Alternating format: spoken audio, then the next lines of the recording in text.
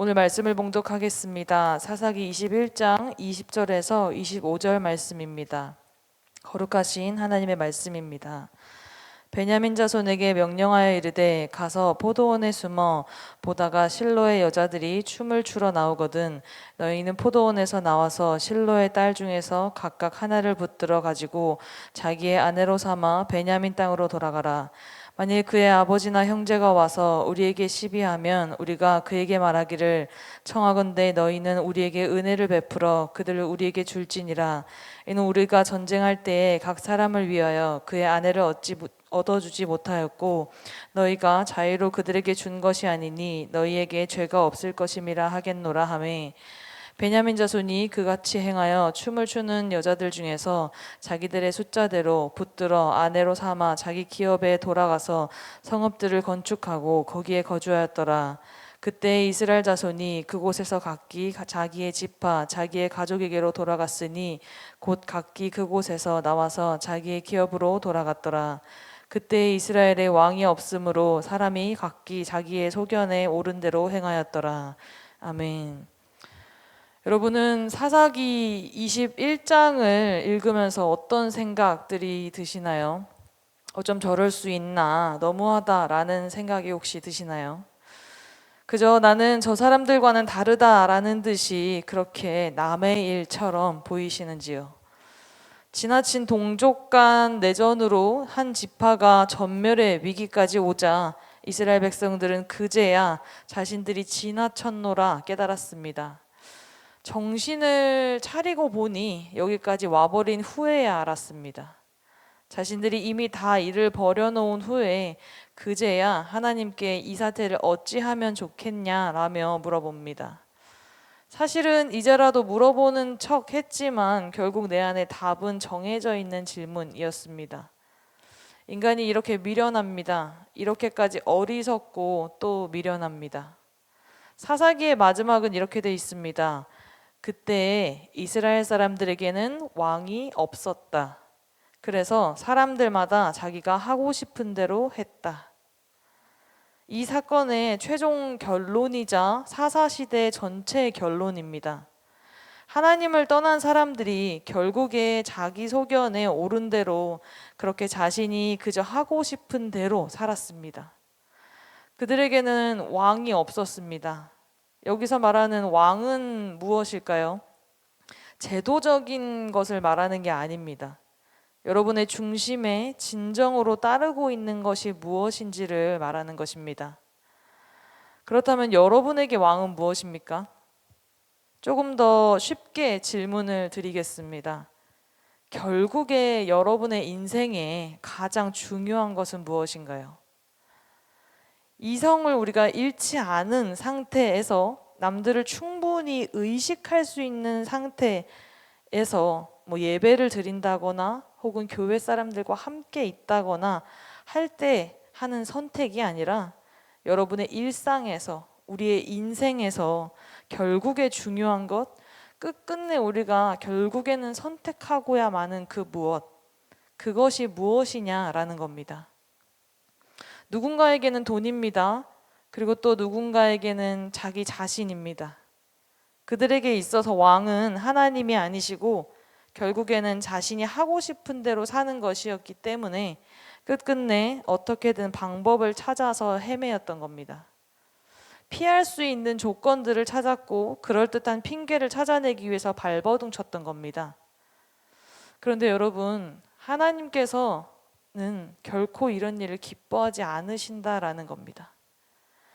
예수님께서 첫째 되는 계명은 마음과 목숨과 뜻을 다해 하나님을 사랑하는 것이다 라고 하셨습니다. 이것은 그저 그런 척 한다 라고 해서 되는 게 아닙니다. 우리가 진정으로 마음으로 따라야 하는 것입니다.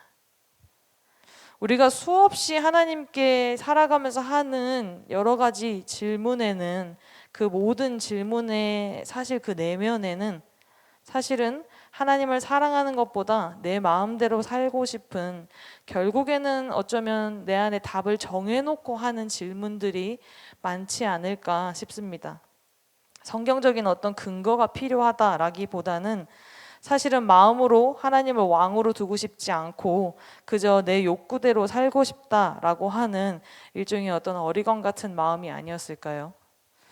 하나님이 원하시는 것은 자발적이고 전적으로 하나님을 섬기는 것을 원하고 계십니다. 내 마음의 중심, 결국에 마지막 한 자리의 주인공이, 내 마음의 주인공이 하나님이셔야 한다라는 사실입니다. 그런데 우리는 참 어리석죠. 인간은 누구나 어떤 모양새로든 잘 살고 싶어 하는데 사실은 어쩌면 내 마음대로 살고자 하고 내 마음대로 살아왔던 그 모든 순간들이 결국에는 잘 살아보고 싶어서 하는 마음에서 시작된 것인데, 그런데 진정으로 우리의 인생이 잘 살아내지려면 어떻게 해야 하는 걸까요? 아무리 금은보화가 많고 넘쳐나고 모든 게 정말 내 마음대로 사는 것처럼 보이는 인생도 결국에는 사실 샬롬이 없으면 그저 공허하고 혼란한 인생뿐이다 라는 사실입니다.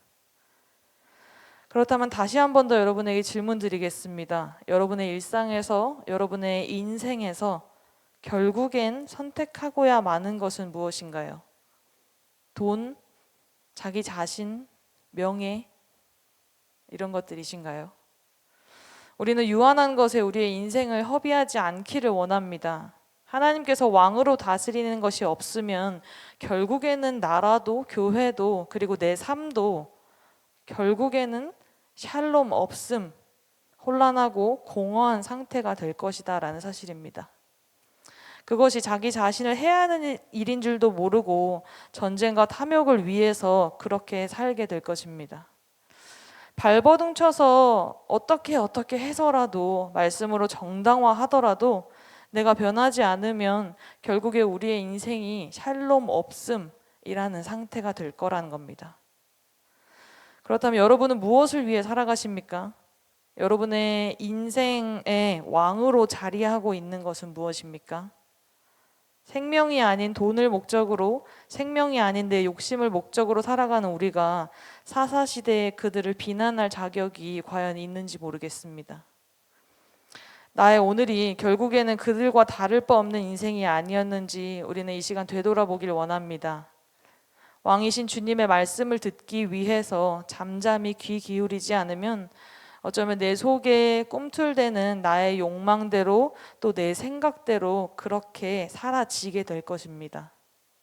범죄하고 회개하고 그렇게 반복되었던 어리석은 인생이 아니라 3일 만에 살아나신 예수님만이 우리의 인생의 목적이 되심을, 우리의 인생이 매 순간 주님과 함께함으로 인해 샬롬, 평안, 평온 그리고 그 따스함 속에서 살아갈 수 있기를 바랍니다.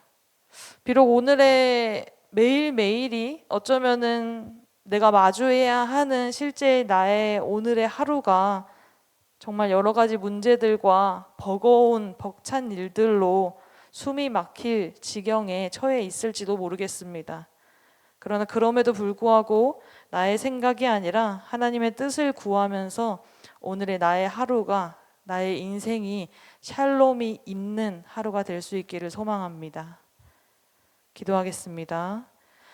어리석기 그지없는 오늘을 살아갑니다. 가나안 땅에 정착하기만 하면 잘 살 수 있을 줄 알았습니다. 왕이신 주님이 계심에도 그저 내 생각대로, 내 욕심대로 그렇게 살았습니다. 하나님의 마음에 합한 인생이 아닌 내 마음에 합한 인생을 살았습니다. 그 모습이 오늘을 살아가는 우리의 모습임을 이 시간 고백합니다. 유한한 것이 아닌 생명을 바라며 사는 인생을 살게 하시고 허락하신 순간들을 잘 지키며 사는 인생이 되게 하옵소서. 더 이상 우리가 어리석지 않게 주님의 이름을 높이며 그리스도인으로 살아가는 오늘이 되기를 이 시간 고백합니다. 오늘이 그런 오늘이 되게 하옵소서. 이 모든 말씀 우리 주 예수 그리스도의 이름으로 기도드립니다. 아멘. 이 시간 다음과 같은 기도 제목으로 기도드리겠습니다. 지금 들은 말씀이 내 삶으로 이어지게 하옵소서. 동네 샘매줄 성경 말씀 묵상과 7인 소그룹 모임을 통해 풍성한 은혜를 경험하는 말씀삼 공동체가 되게 하옵소서. 동소원을 축복하시고 훈련을 통해 귀한 리더들이 세워지게 하옵소서.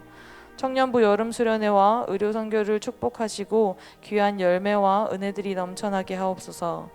육체의 질병과 마음의 고통 중에 있는 이들을 위로해 주시고 친히 찾아가 치료해 주시고 회복함을 허락하여 주옵소서. 개인의 기도 제목과 공동의 기도 제목으로 다 같이 기도하시다가 삶의 자리로 나아가시겠습니다.